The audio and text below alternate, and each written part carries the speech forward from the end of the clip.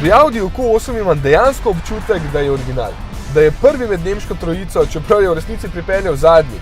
Nekako uteleša vse, kar je Audi promoviral zadnje desetletja, naprimer 4-kolesni pogon prvih modelov Quattro, potem atraktivne LED luči in takšne zadke z zelo položnim zadnjim steklom.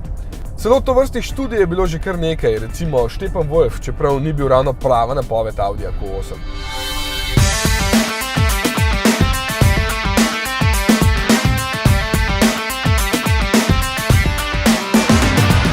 In kaj je zdaj ta stroj? Tehnično je v bistvu Q7, čeprav je od njega malo manjši, ampak širši, da izgleda še bolj nabito. Znotraj pa A8 z vsemi modernimi zasloni s povratnim odzivom, ki nadomeščajo fizične gumbe. A8 plus Q7 je torej pompozni Q8.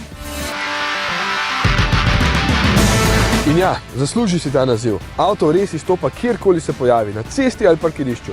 Dolg je samo malo manj kot 5 metrov, kar pomeni, da je v kabini zelo velik prostora. In ja, registriranje za 5 oseb. Pa še ena stvar je pomembna.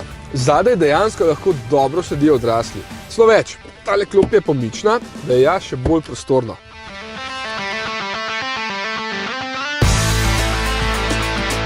Pri prtljažniku vas bo motil samo to, da je visoko od tal in da ima tale majhen rob. Sicer pa meri kar 605 litrov, kar je spet zelo dobro za takšen tip avtomobila. Edin pralnih strojev zaradi položne šipe ne boste mogli voziti v njem. Vsaj te velikih, no.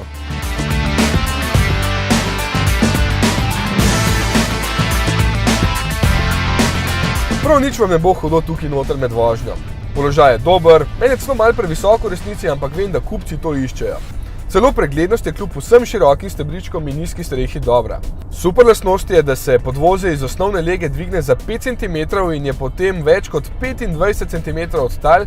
Je pa res, da si težko predstavljam kogarkoli, da bi se s tem avtom za skoraj 130 jurjev in z 22-palčnimi platišči vozil po terenu. Pa bi še kar šlo, ker ima klasični pogon Quattro s pravim mehanskim sredinskim diferencialom. Vem, da je precej bolj pomembno, kako se vse skupaj obnese na cesti.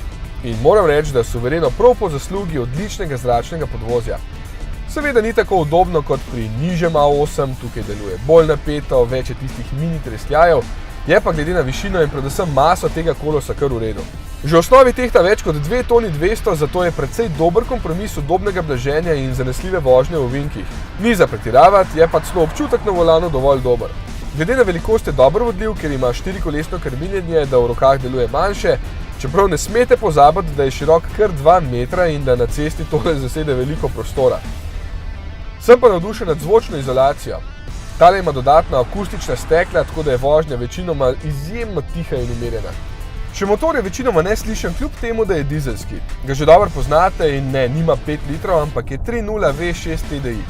210 kW oziroma 286 konjev stisne in zelo konkretnih 600 Nm navora, zato se kljub masi suvereno požene. Še najmanj prepričljiv je 8-stopenjski samodejni menjalnik, ker ni tako odločen. Sploh pri speljevanju bi moral biti bolj suveren, pa je še vedno dober. Ja, prav malenkosti moram iskati pri tako vsestransko odličnem avtu. Poraba, kot da je važen pri avtu nad 100 jurjev, ampak ja, na avtocestni relaciji sem imel 8,5 litrov, na snemanju po hribih pa dobrih 10. Tudi pri tem avtu je zanimivo, da se pri 130 na uro motoru 8 prestavi na avtocesti vrti šele 1800 vrtljaji.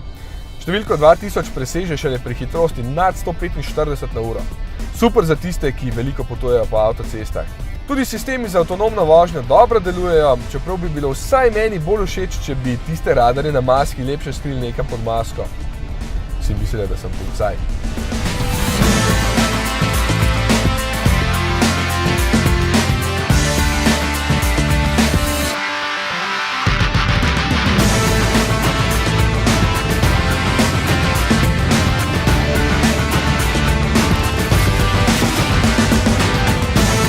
Nikaj, ene večje zamere nimam in če vas ne moti, da vas bodo vsi bulali in če imate 129 jurjev, kot stane tale tesni, je tole avto za vas. V tem trenutku je Q8 gotovo najbolj impozanten SUV na naših cestah, če odmislite Rolls-Royce Cullinan pa Lamborghini Urus, ki se pri nas ne prodajata.